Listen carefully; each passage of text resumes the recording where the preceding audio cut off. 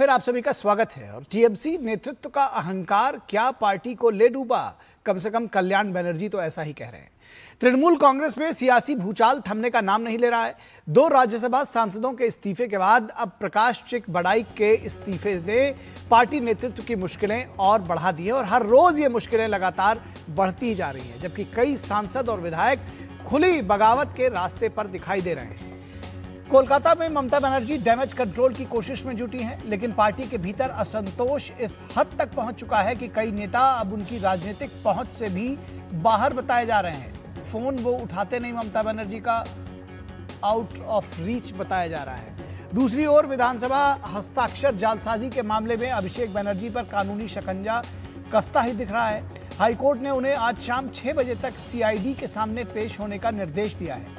हालांकि 2 सप्ताह तक किसी कठोर कार्रवाई पर रोक भी लगाई है हाईकोर्ट ने। संकट केवल कानूनी नहीं, राजनीतिक भी है। पार्टी के वरिष्ठ सांसद और वकील कल्याण बनर्जी ने अभिषेक बनर्जी पर तीखा हमला बोलते हुए यहां तक कह दिया है कि या तो अभिषेक रहें या हम, जिससे टीएमसी के अंदरूनी कलह खुलकर अब सतह पर आ गई है कि जो बचे हैं उनमें भी कलह शुरू हो गई है। कल्याण बनर्जी ने कथित हस्ताक्षर जालसाजी मामले से खुद को अलग करते हुए कहा है कि क्या अहंकार है भाई, यह उनका कमेंट था। इसी बीच टीएमसी के कांग्रेस में विलय की अटकलों ने बंगाल की राजनीति को और गर्म कर दिया है।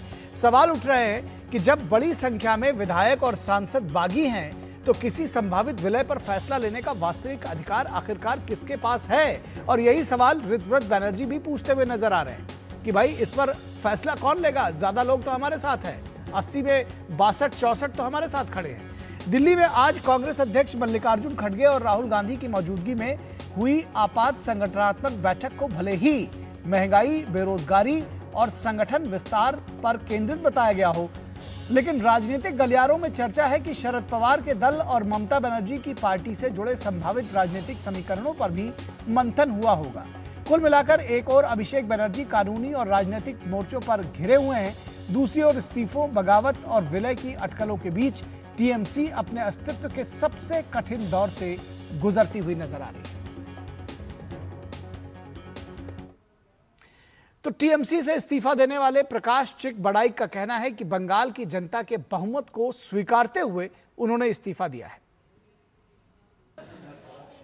पश्चिम बंगाल का जो राय आया, इस राय को देखते हुए मैं अपना डिसीजन दिया। अब राज्य के माननीय मुख्यमंत्री जो आदेश देंगे उस अनुसार से हम लोग काम करेंगे। और टीएमसी नेता सौगत राय का कहना है कि इस्तीफे का कारण नाराजगी है।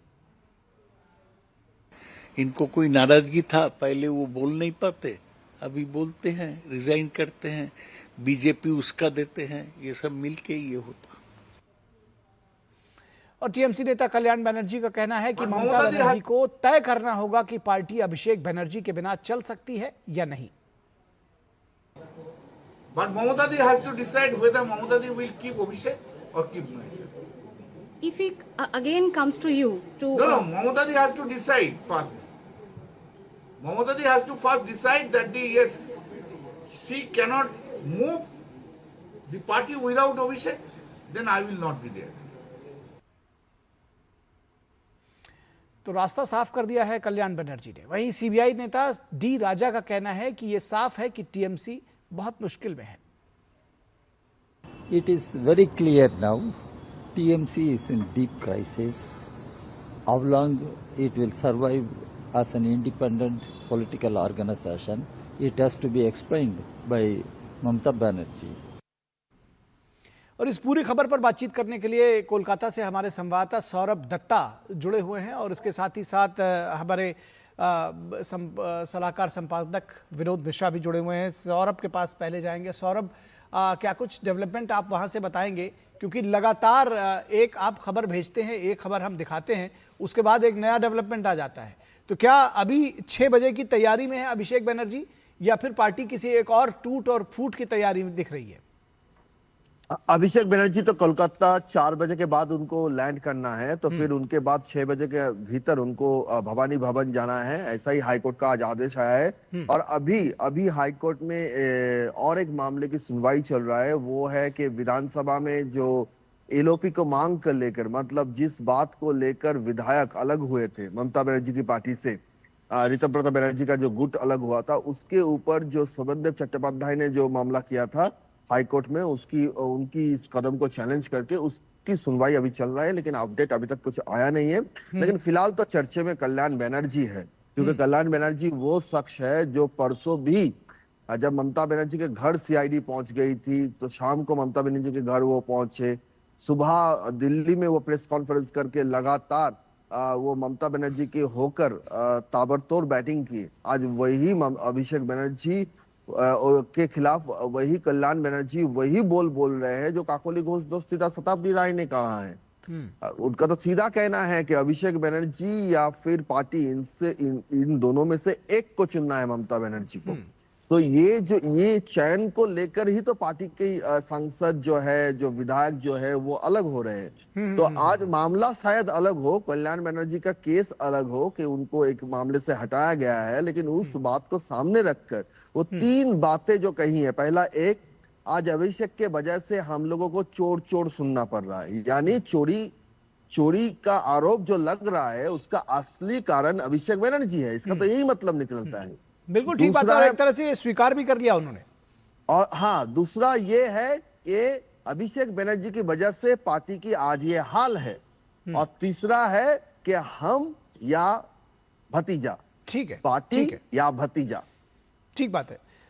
विनोद मिश्रा जी, ये जो सारी स्थिति है, आपको लगता है कि ममता बनर्जी के सामने जिस तरह की स्थिति, क्योंकि ये शुरू से जो सारे रिबेल्स हैं वो अभिषेक बनर्जी को बार बार ही उनके ऊपर ये सारी बातें कह रहे थे, लेकिन ममता बनर्जी ने शुरू में जिस तरह से 70 विधायक इकट्ठा हुए थे और उनके लिए तालियां बजवाई थी, क्या ममता बनर्जी के इस पूरे जो टूट है उसका कारण अभिषेक है और वो उनको छोड़ नहीं पा रही है? निखिल, जो सौरभ जो बता रहे थे कि जो चट्टान की तरह अभी तक कल्याण बनर्जी खड़े थे, तो परसों तो मैं उनका प्रेस कॉन्फ्रेंस सुन रहा था, यहीं दिल्ली में वो थे, और जितने भी बागी सांसद हैं उनको गद्दार बता रहे थे। तो कल जिस सांसद को गद्दार बता रहे थे जिस कारण से, तो आज जो बात वो कह रहे हैं वही तो अब खुद अपने बारे में तय करें कि वो क्या है। अब एक सिर्फ आपको अभिषेक बनर्जी के एक फैसले ने आपको इतना उत्तेजित किया कि आपको जो केस है अभी फर्जरी वाला जो केस है सिग्नेचर फर्ज का, उस केस से आपको हटा के एक जूनियर वकील को सामने में ला दिया। तो ये जूनियर वकील के आते ही आपको लगा कि ये मुझे अपमानित किया गया है। तो कल्याण बनर्जी कह रहे हैं कि ये इतना अहंकार, सबसे बड़ा अहंकार अभिषेक का ये कि आप विधानसभा में, आप सचिवालय में, आप स्पीकर के ऑफिस को लेटर भेजते हैं और वो जो लोगों के जाली हस्ताक्षर करके आप सिग्नेचर भेजते हैं विधायकों का कि फला आदमी हमारा विधायक दल का नेता होगा। और अहंकार ये देखिए कि कल्याण बनर्जी को एक झटके में हटा के एक जूनियर वकील को रख देता है। तो ये सारे एमपी जो अभी छोड़ रहे हैं, ये बात तो वो वही चीज तो वो भी दोहरा रहे थे। तो ये आपको दिखाता है कि इसमें कल आप सीधे सीधे देख लीजिए, ये नंबर्स जो आज आपको बता रहे थे ऋतुव्रत बनर्जी कि मेरे पास आज 64 लोग हैं, मुझे लगता है कि ममता बनर्जी के सामने में जिंदगी की सबसे बड़ी चुनौती है कि या तो वो अभिषेक को चुने या टीएमसी को चुने।